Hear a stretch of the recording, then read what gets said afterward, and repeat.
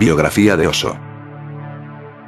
Nació el 11 de diciembre de 1931 en Kuchwada, una pequeña aldea en el estado de Madhya Pradesh, India Central. También fue conocido como Bhagwan Sri Rajneesh y posteriormente con el nombre de Oso, término japonés utilizado en el budismo zen para referirse a un monje budista. Y finalmente este nombre, Oso, porque siempre les decía a sus discípulos que debían fundirse con la realidad, como una gota de agua en el océano, sus discípulos comienzan a llamarlo el oceánico. De ahí, a Oso. Primogénito de una modesta familia de mercaderes de la religión jainista, la misma de Mahatma Gandhi. Fue criado por sus abuelos maternos hasta los 8 años, hecho que tuvo una profunda y decisiva influencia en sus futuras enseñanzas. Su abuela fue su verdadera madre y con su espíritu de apertura y condescendencia permitió que la indiferencia a la alegría, el ascetismo, la represión sexual y material, el odio al propio cuerpo y a la mujer, comunes en el jainismo, no afectaran la formación de la niñez de Rajneesh. Nace el primogénito, esto es por el sambandha entre Júpiter más Luna, con lo cual Júpiter se une en Yuti con Shani, indicando al que nace primero. Nace en el seno de una familia humilde de mercaderes. Luna en Sagitario junto a Marte señor de Sol, padres, dominados por Ketu, el cual está en Virgo, Vaisyas, para Sol, Virgo son sus ganancias. Fue criado por sus abuelos maternos hasta los 8 años, Mercurio tiene un sambandha con Rahu y otro con Ketu, los cuales se juntan en Sagitario junto con Luna, madre, infancia, el padre queda en la casa 12, separado del nativo, Venus que está en Piscis es señor de las casas 4 y 9, educación, Ketu marcó su tendencia al ascetismo, por influencia de su abuela, Ketu Luna. En sus años universitarios se hizo famoso por su participación en concursos de debates entre estudiantes, muy populares en la India. Obtuvo el título y la medalla de oro de campeón de debates de todo el país. En 1956 recibió su máster en filosofía con primera clase de honores, la clasificación más elevada dentro de una especialidad, en la Universidad de Sagar. Sobre los 25 años, en el Ayurdasa de Piscis, se activan los estudios superiores, desde Júpiter, Venus es casas 4, 9, 11, que indica los estudios y los éxitos, como Júpiter está retrógrado se cuentan las casas hacia atrás, y es Marte el señor de las casas 4, 9, y Mercurio es casa 11, como Mercurio es regente de la casa 2, indica el hablar, la comunicación, y obtiene el premio a campeón de debates del país. Marte y Venus con Mercurio forman las casas 9, 10, 11, logros, y Sol es el campeón.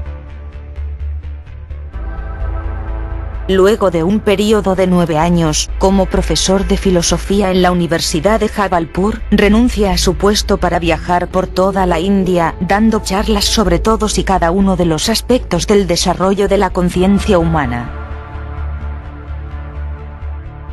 Profesor de la Universidad de Jabalpur, durante 9 años, la edad de Marte, señor de la casa 9, luego lo abandona, Marte rige desde su posición las casas 8 y 12, poco fruto. Se activa desde Júpiter las casas 3, 6, 9, 12, cuyos señores son Venus, Rahu, Shani, Marte y Sol, se dedica a viajar y a predicar. En 1968, se estableció en Bombay.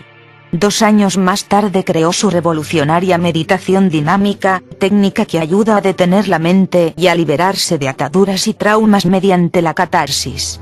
Más tarde ideó otras meditaciones con música y danzas, Kundalini, Nataraj, técnicas sufís y Nada Brahma, relacionadas con la energía auditiva, con una versión para hacer en pareja. Sobre los 37 años se establece en Bombay, donde crea su meditación. Esto ocurre en el Ayurdasa de Aries, el cual es activado por Sol Escorpio, que tiene un Dristi sobre Aries. Sol está en la casa 9 desde Júpiter, creación de templos, meditación y transformación. Sol es Xema, seguridad. Para Júpiter, esta meditación es de música y danza. Venus y Mercurio en casa 8.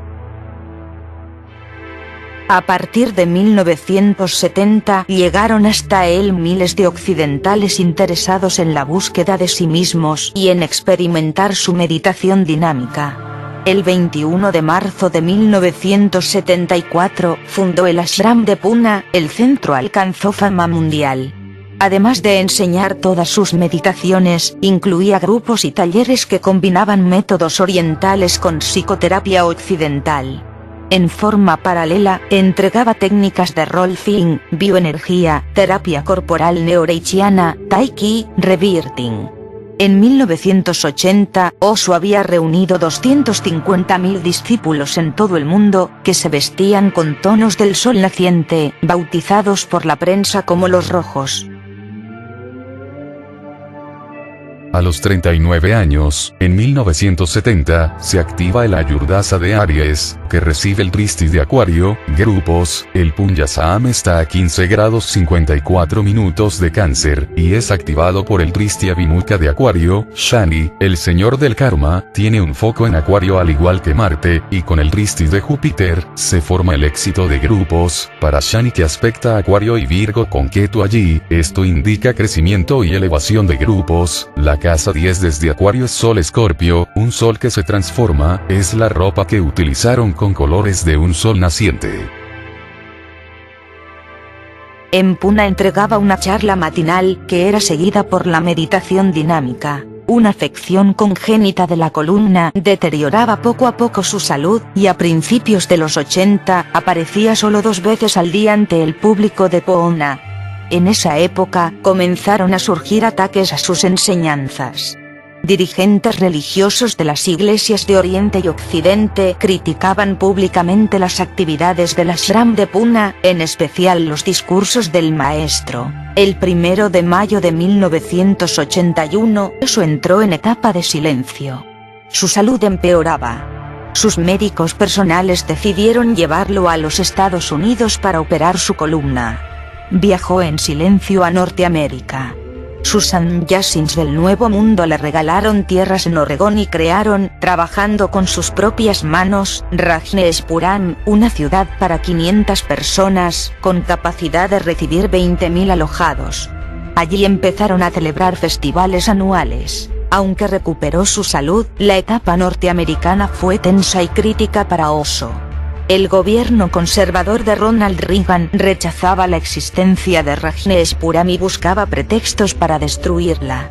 En octubre de 1984, el maestro rompió el voto de silencio, y en 1985 comenzó a dar charlas públicas. El hostigamiento del gobierno crecía, y la oportunidad para librarse de Osho se presentó el 14 de septiembre de 1985, cuando su secretaria privada cometió varias irregularidades, entre ellas un intento de envenenamiento al médico del maestro, y escapó llevándose $40 millones de propiedad de la comunidad. Osho abrió las puertas al gobierno para que investigara, pero se lo acusó de infringir las leyes de inmigración, enviándolo a la cárcel. Sus abogados lograron excarcelarlo en noviembre, pagando una fianza de $40.000, con el compromiso de que no volvería a Estados Unidos por 5 años. El gobierno presionó a otros países para que no lo recibieran, lo que dio lugar a un doloroso peregrinaje por 21 naciones que, alineándose con el gigante del norte, rechazaron su presencia negándole la visa e impidiéndole, a veces, hasta descansar en los aeropuertos. A los 49 años, principio de los 80, se activa el Ayurdasa de Piscis, y por consiguiente Rahu, este planeta está en aspecto con Sol, columna vertebral, más por la zona lumbar, en Cáncer convergen Júpiter y Luna, por su sambandha, y para Júpiter es Sol Sutarabhadha, los problemas de la columna y los problemas con gobernantes, y para Luna es Sutarabhadha Rahu, los enemigos, casa 6, se activa el sambandha entre Rahu más Mercurio, y Rahu se postula en Sagitario, ataques de enemigos a su movimiento. Sol tiene un foco en Virgo junto a Ketu, el ego de los gobiernos quiere aniquilar su doctrina de liberación, cosa que a los gobiernos no les interesa, y como Sol es regente de la casa 12, se verá encerrado por algún tiempo. El 4 de enero de 1987 retornó a Pune, pero en julio de 1988 se sintió con ánimo para dirigir la meditación al final de los discursos de la tarde. En esa época, creó una nueva técnica meditativa, la rosa mística.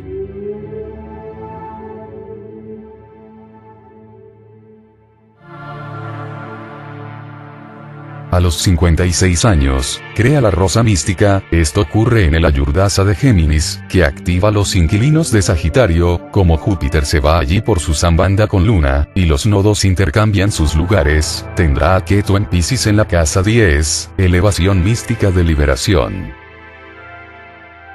Enero de 1990 marca el principio del fin. Cada día se siente más débil, no puede pronunciar discursos ni liderar meditaciones. Es incapaz de caminar hasta el Gautama Buddha Auditorium.